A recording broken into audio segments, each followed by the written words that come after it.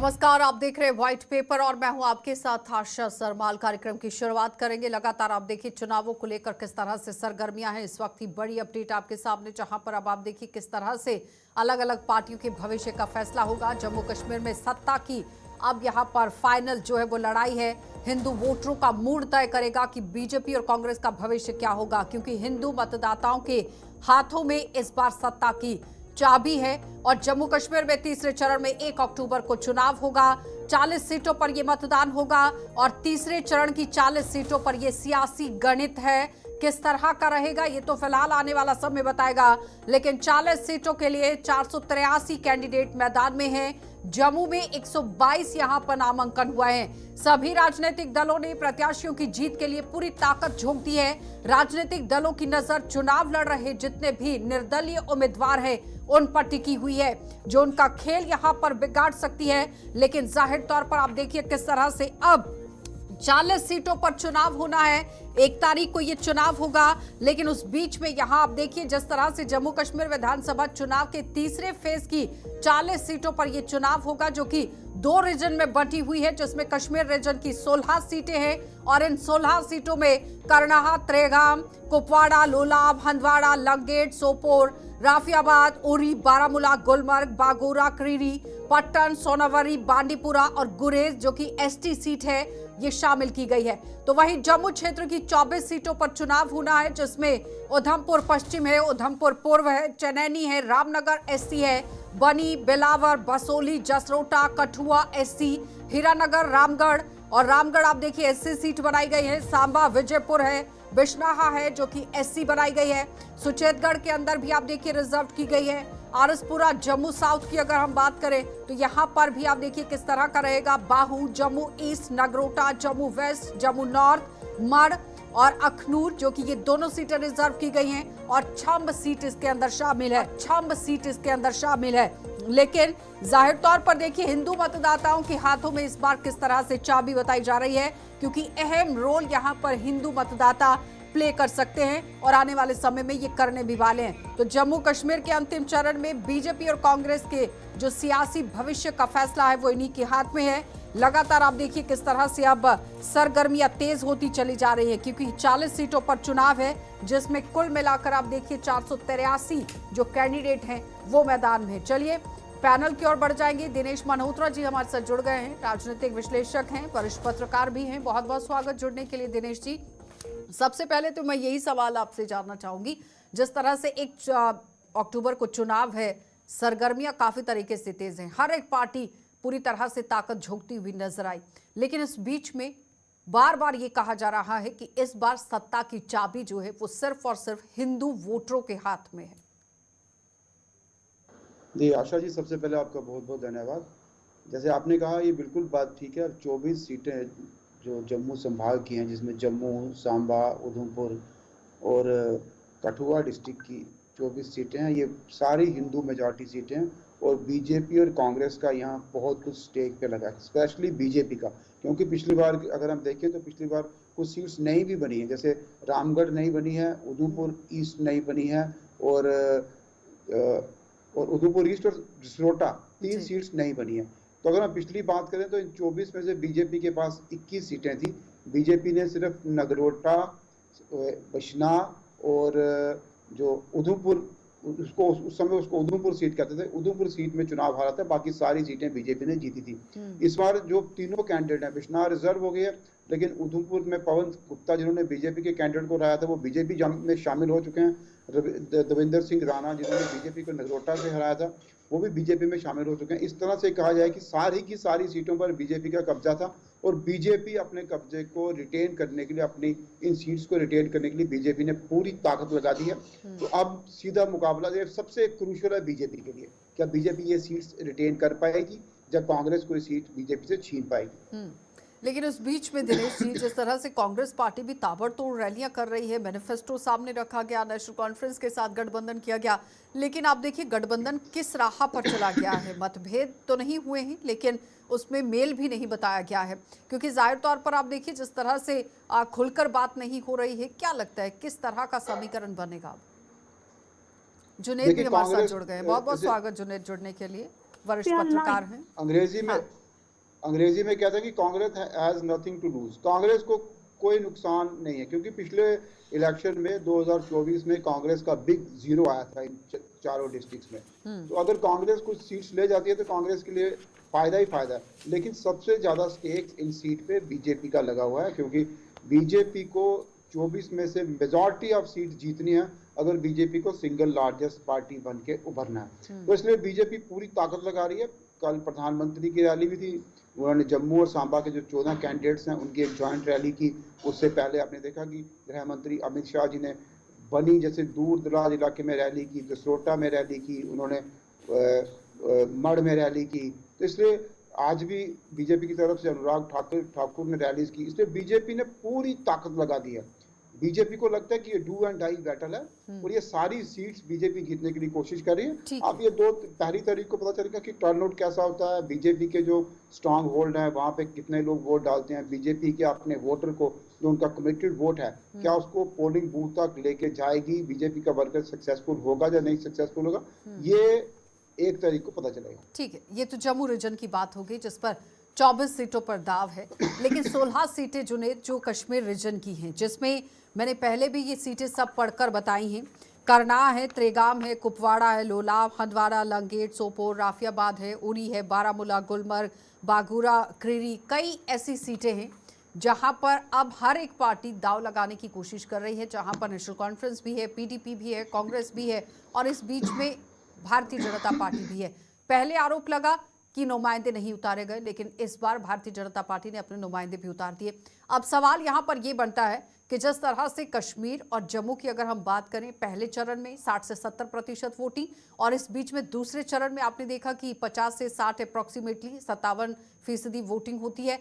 तो इस बार आप किस तरह से देख रहे हैं कि इन 16 सीटों पर खेल होगा? देखिए 16 सीटें जो हैं ये प्रेस्टीज बैटल है सज्जाद गनी लोन का, ये प्रेस्टीज बैटल है इंजीनियर अब्दुल रशीद का, और यहीं पर नेशनल कॉन्फ्रेंस अपना जो ग्राउंड, जो जमीन नेशनल कॉन्फ्रेंस ने खोई थी नॉर्थ कश्मीर में, यानी एक समय बारामूला नेशनल कॉन्फ्रेंस का गढ़ हुआ करता था, एक समय कुपवाड़ा नेशनल कॉन्फ्रेंस का गढ़ हुआ करता था। कफीलुर रहमान एमएलए थे, मीर सैफुल्लाह एमएलए थे, नजीर गुरेजी थे, बहुत सारे बड़े कर्मठ, बड़े ताकतवर नेता इनके साथ थे। लेकिन अब परिस्थितियां तब्दील हो चुकी हैं इस हद तक कि अब इनके मुकाबले में सज्जाद गनी लोन भी खड़े हैं, इनके मुकाबले में इंजीनियर रशीद भी खड़े हैं, इनके मुकाबले में जम्मू कश्मीर अपनी पार्टी के नेता सैयद अल्ताफ बुखारी की पार्टी भी खड़ी है, इनके मुकाबले में इनके मुकाबले में पीडीपी भी खड़ी है। तो जब इतने दल वहां पर हैं और उसके साथ बहुत सारे इंडिपेंडेंट आजाद उम्मीदवार भी खड़े हैं, और आपकी जानकारी के लिए ये भी बताऊं मैं कि पीडीपी के एक समय के कद्दावर नेता, पूर्व लॉ मंत्री, कानून मंत्री मुजफ्फर हुसैन बेग मैदान में है, अवामी इत्तेहाद पार्टी के नेता इंजीनियर रशीद के भाई मैदान में है, और उसके अलावा कांग्रेस के भी कुछ दिग्गज इन्हीं इलाकों से मैदान में। आपको लगता है कि इंजीनियर राशिद का कार्ड जो है वो काम कर जाएगा? देखिए, जो मेरी वहां लोगों से बात हो रही है और जो ग्राउंड की स्थिति है वो साफ तौर पर ये बताती है कि इंजीनियर रशीद एक कैंडिडेट तो ताकतवर है, लेकिन जो भाषा उन्होंने पिछले दिनों घाटी के नेताओं के लिए, लीडरों के लिए, सबके लिए इस्तेमाल की, उसके चलते लोगों के बीच में जो एक हवा इंजीनियर रशीद की बनी थी वो हवा अब उस तरह की नहीं रही है, और उसका सीधा सीधा असर जो है इंजीनियर रशीद के वोटों पर भी पड़ेगा। आपको नहीं लगता है कि लोकसभा चुनावों में आम जनता ने वोट देकर जिताया, लेकिन उसे क्या कैश कर पाई आम जनता? ये बड़ा सवाल था। जी, मैं ये कह रहा हूँ कि जहां तक इंजीनियर रशीद का ताल्लुक है, मैंने आपको बोला कि उनके लिए दिक्कत बेसिकली इंजीनियर रशीद के लिए ये है कि वो जो पहले वाला सिस्टम था, वो पहले वाला सिस्टम अब नहीं रहा है। यानी जैसे मैंने आपको कहा कि अवामी इत्तेहाद पार्टी के नेता इंजीनियर रशीद जेल में थे, उनके बेटे ने बड़ी इमोशनल अपील की, उस इमोशनल अपील का लोगों ने जवाब दिया, उस जवाब के नतीजे में इंजीनियर रशीद को लोगों ने वोट दिया और वो जीत गए। लेकिन जब से वो जेल के बाहर आए थे तो बिल्कुल एकदम हीरो थे, आए थे तो बिल्कुल एकदम हवा उनके हक में जाती हुई नजर आ रही थी। तो इन सभी कैंडिडेट्स के बीच में किस तरह का मुकाबला आप देखते हैं जुनैद? मैं वही बता रहा हूँ, जैसे जैसे उनकी कैंपेन आगे बढ़ी है, जिस शब्दावली का उन्होंने प्रयोग किया, जो व्यंग उन्होंने कसे, वो लोगों के बीच में कामयाब नहीं हो पाए हैं। उसके चलते इंजीनियर रशीद की अब उतनी जमीन नजर नहीं आ रही जितनी जमीन एक समय में थी, लेकिन उसके बावजूद ये राजनीति है, इसमें कुछ भी हो सकता है।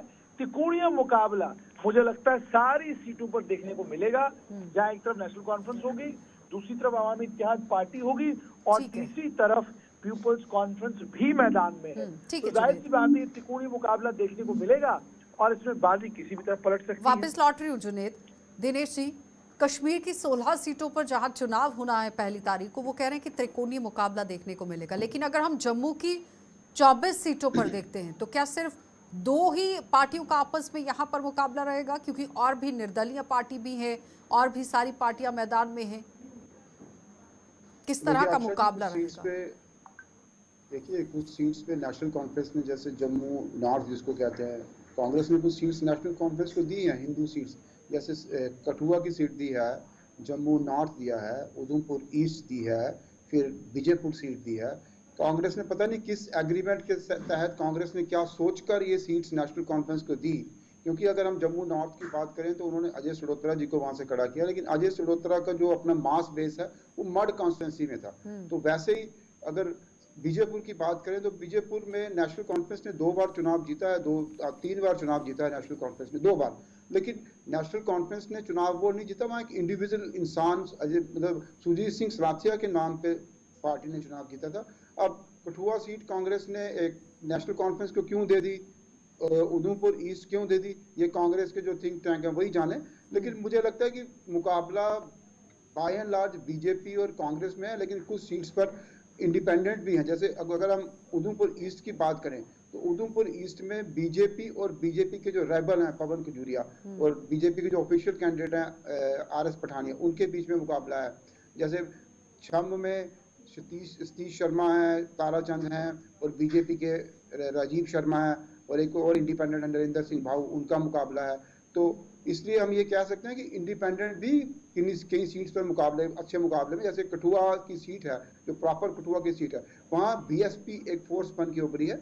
अब अभी मतलब पहली तारीख को या 8 तारीख को क्लियर होगा कि जो इंडिपेंडेंट्स और जो नई पार्टी, छोटी छोटी पार्टी जैसे बीएसपी है, ये क्या कमाल करती हैं, 8 तारीख को क्लियर होगा सब कुछ। लेकिन बाय एंड लार्ज मुकाबला कांग्रेस और बीजेपी के बीच में इन 24 की 24 सीटों पर। लेकिन दिनेश जी, जिस तरह से बार बार ये सवाल उठ रहे थे कि जो अलायंस हुआ है वो किस तरफ जा रहा था, ये सवाल हो रहा था, क्योंकि 370 पर कांग्रेस कुछ नहीं बोल रही है, नेशनल कॉन्फ्रेंस 370 को लेकर बात कर रही है, फिर फ्रेंडली यहाँ पर कंटेस्ट हो रहा है, अलग से जो मेंबर हैं, जो कैंडिडेट हैं, वो इंडिपेंडेंट लड़ने के लिए मैदान में हैं। तो कुछ समझ में नहीं आ रहा है कि किस तरह का समीकरण जम्मू के अंदर भी बन रहा है, क्योंकि आम जनता क्या सोचकर इस वक्त वोट करेगी, ये बड़ा सवाल रहेगा। क्योंकि इस बार दाव जो है वो चेहरे पर रहेगा, क्योंकि लोकसभा चुनावों में आप एक पार्टी को वोट करते हैं, पीएम के चेहरे पर वोट करते हैं, लेकिन जब आप विधानसभा के चुनावों पर आते हैं तो सामने आप देखते हैं कि नुमाइंदा कौन है, तो नुमाइंदे पर किस तरह से सटीक आम जनता अपना दाव लगाएगी, ये बड़ा सवाल अब बन गया है। पार्टियां तो उतर रही हैं, लेकिन मतभेद सामने नहीं आ रहा है, लेकिन अंदर से अंदर खाने में चल तो जरूर रहा है कुछ ना कुछ। देखिए आशा जी, आ रही जुनेद में क्या आपके चल पास। रही है, ये कहना बड़ा मुश्किल है, लेकिन एक बात ठीक है कि जो हम लोकसभा के चुनाव को विधानसभा के चुनाव के साथ कंपेयर नहीं कर सकते। लोकसभा के चुनाव एक चेहरे पे लड़े गए, इस बार भी प्रधानमंत्री नरेंद्र मोदी, जब भी चुनाव होते हैं लोकसभा के, वहाँ पार्टी के बेस पे ज्यादा चुनाव लड़े जाते हैं, उसमें पार्टी 80% 90% मैटर करती है। लेकिन विधानसभा के चुनाव में कैंडिडेट कम से कम 50% कैंडिडेट की इमेज मैटर करती है। तो कांग्रेस, अगर हम कहेंगे कांग्रेस ने पहले, कांग्रेस की अच्छी हवा थी, मतलब आज से अगर 15 दिन पहले देखें तो कांग्रेस अच्छी फाइट में थी बीजेपी की, लेकिन कांग्रेस ने जिस तरह से कैंपेन चलाई है, कांग्रेस की पूरी इलेक्शन कैंपेन कश्मीर सेंट्रिक रही। अगर आप कांग्रेस के सबसे बड़े जो क्राउड पुलर हैं राहुल गांधी या प्रियंका गांधी, देखिए प्रियंका गांधी ने पूरी कैंपेन में सिर्फ एक ही रैली की है। वो राहुल गांधी की बात करें तो उन्होंने 6 रैलीज की, सिर्फ एक रैली उनकी ऐसी जगह पे हुई जहां बीजेपी के खिलाफ उनकी रैली हुई। बाकी 5 रैलीज उनकी, एक सुरनकोट में हुई, वहाँ ठीक है बीजेपी मुकाबले में है, लेकिन वहाँ पे नेशनल मतलब एक इंडिपेंडेंट भी मुकाबले में है, लेकिन बाकी उनकी 4 रैलीज जो हैं, चारों रैलीज उनकी कश्मीर वैली में हुई, जहाँ बीजेपी फाइट में ही नहीं है। इसलिए कांग्रेस, जैसे हमने पहले कहा कि कांग्रेस ने खुल के जम्मू में बीजेपी के खिलाफ लड़ाई नहीं लड़ी और बीजेपी को एक खुला मैदान मिल गया, बीजेपी ने उसका फायदा उठाया और बीजेपी ने एग्रेसिव कैंपेन चलाई। अब ये कैंपेन बीजेपी की टर्न आउट हो सकती है, वोटर को मतलब वोट पोलिंग बूथ तक ले जाने में ये पहली तारीख को पता चलेगा, लेकिन कैंपेन में बीजेपी ने कांग्रेस को बीट कर। ठीक है दिनेश जी, जुनैद मैं आपके पास आ रही हूँ लेकिन रुकेंगे एक छोटे से ब्रेक के लिए, जल्द वापस लौटेंगे, आप बने रहिए। के पास आऊंगी। प्रियंका गांधी बिश्नाह के अंदर पहुंची और एक आरोप लगाती नजर आई पीएम पर। वो कह रही थी कि झूठ बोलकर पूरी सियासत की जा रही है, एक ईमानदार नेता होना चाहिए, ईमानदार काम करने वाला होना चाहिए। लेकिन उस बीच में दिनेश जी कह रहे हैं कि कांग्रेस कहीं ना कहीं पीछे जरूर रह गई है, जिस तरह से कैंपेन हो रही है, जिस तरह से रैलीज यहाँ पर करने की कोशिश की गई। देखिए, जहां तक कांग्रेस का ताल्लुक है, कांग्रेस ने इन चुनावों से पहले दो बड़ी गलतियां की। गलती नंबर एक ये कि आपका अध्यक्ष बानिहाल का था, आपने अध्यक्ष कश्मीर घाटी का बना दिया। नंबर दो, आपने चुनाव में किसी भी समय ये नहीं कहा कि हम जम्मू का मुख्यमंत्री बनाने के लिए चुनाव लड़ रहे हैं। आप कह रहे हैं हम चुनाव इंडिया अलायंस में लड़ रहे हैं। जम्मू संभाग में बीजेपी एक स्लोगन को बेचने में कामयाब हुई है। वो स्लोगन है कि इस बार एक तो भारतीय जनता पार्टी अपने बलबूते पे सरकार बनाएगी, और दूसरा ये कि हम आपको जम्मू का मुख्यमंत्री देंगे। और जम्मू का मुख्यमंत्री देने का मतलब ये भी है कि दबे लफ्जों में बीजेपी ये भी कह रही है कि केंद्र शासित प्रदेश बनने के बाद जम्मू का पहला हिंदू मुख्यमंत्री बनना अब लगभग संभव है, और ये हम करके दिखाएंगे, बीजेपी ने कहा है। अब आप जब लोगों के बीच में जाते हैं तो लोग कहते हैं चलिए बीजेपी का बाकी सब छोड़िए, लेकिन एक बात तो बीजेपी कह रही है कि जम्मू का मुख्यमंत्री बनेगा, वो कह रही हिंदू मुख्यमंत्री बनेगा। तो जो हिंदू बहुल इलाके हैं, उन इलाकों में इस चीज को बेचने में कामयाब हुई है बीजेपी।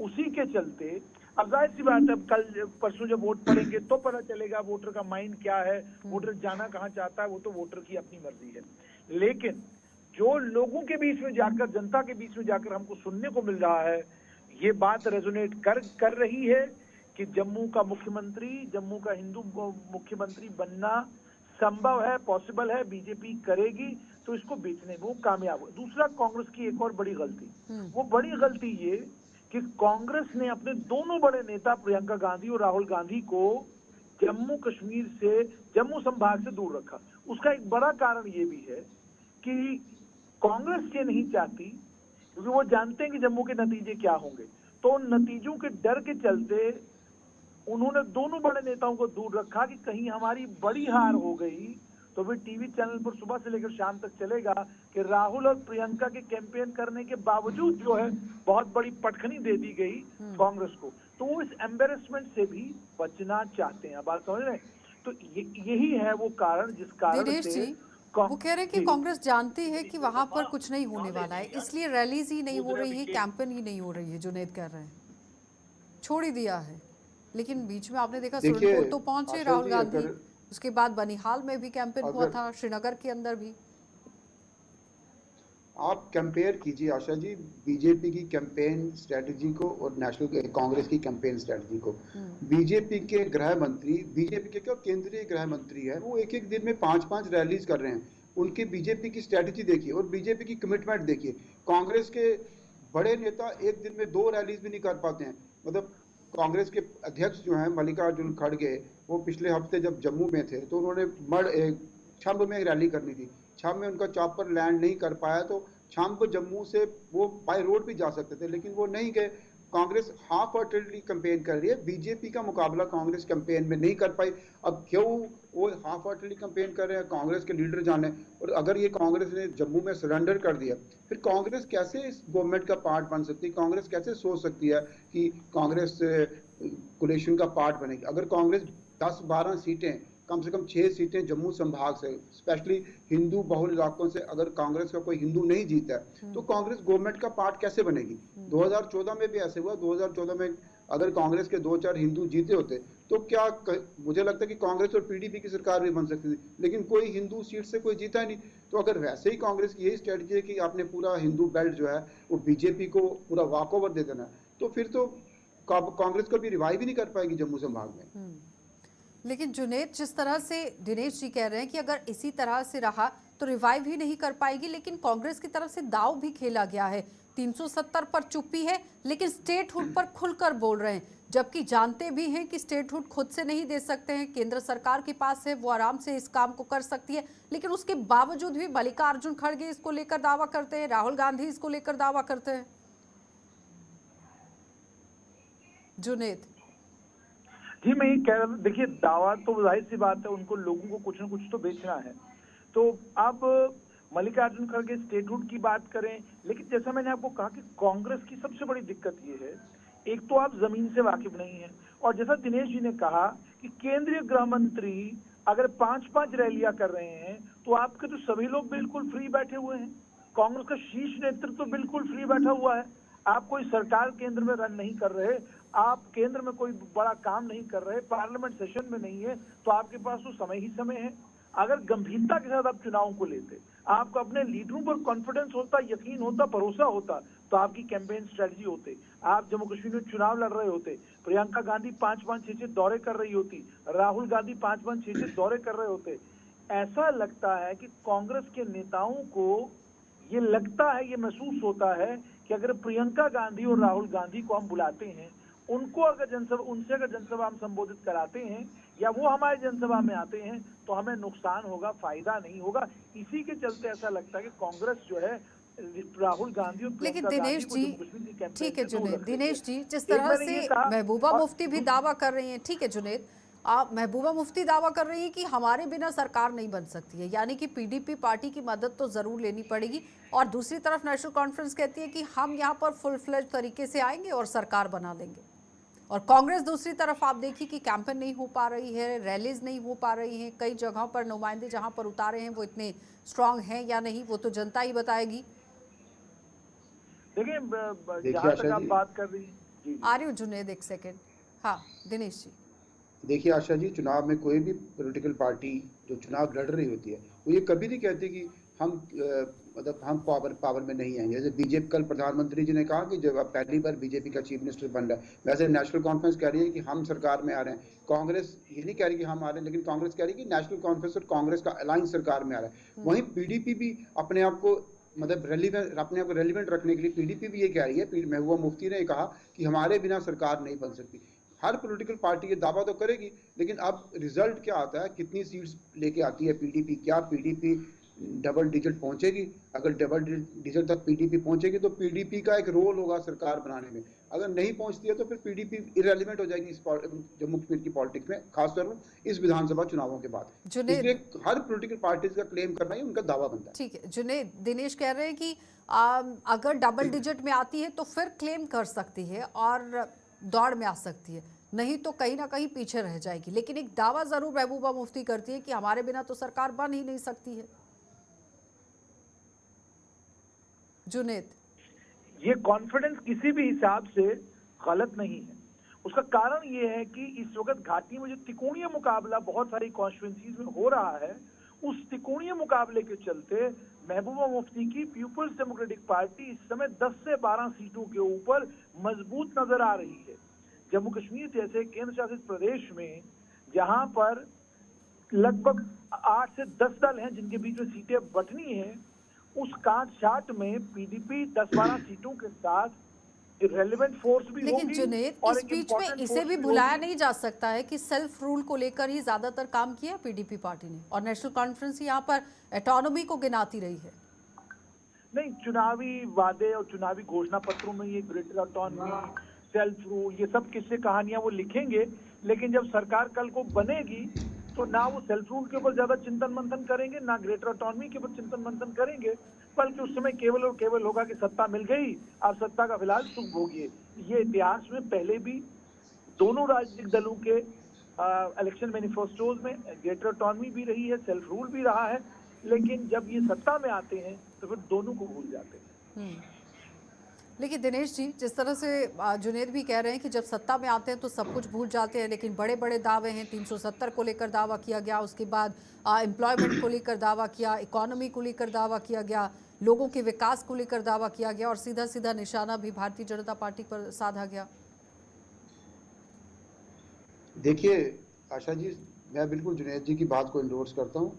दावे तो बड़े बड़े किए गए, इमोशनल कार्ड खेले गए। अगर नेशनल कॉन्फ्रेंस की बात करें तो नेशनल कॉन्फ्रेंस ने वेबसाइट के नाम पे भी चुनाव लड़ा, नेशनल कॉन्फ्रेंस ने ग्रेटर ऑटोनॉमी के नाम पे चुनाव लड़ा, पीडीपी ने 2014 में तो सेल्फ रूल के नाम पे चुनाव लड़ा। लेकिन चुनाव लड़ने के बाद सभी पॉलिटिकल पार्टी भूल जाती हैं और कॉमन मिनिमम प्रोग्राम पे ही इलेक्शन लड़ती है, सरकार चलाती है। इसलिए ये दावे चलते रहते हैं, वादे चलते रहते हैं। ठीक है दिनेश जी, बहुत बहुत धन्यवाद जुड़ने के लिए। जुनेद, आपका भी बहुत बहुत धन्यवाद जुड़ने के लिए। तो फिलहाल आपने देखा कि 1 अक्टूबर को चुनाव होने हैं, लेकिन उस बीच में काफ़ी तरीके से दिलचस्प मुकाबला इस बार रहने वाला है। जनता जनार्दन है, वो बेहतर तरीके से समझती है कि रिजल्ट उसे क्या देना है। आने वाली 8 अक्टूबर का हर किसी को इंतजार है। आप देखते रहिए कार्यक्रम।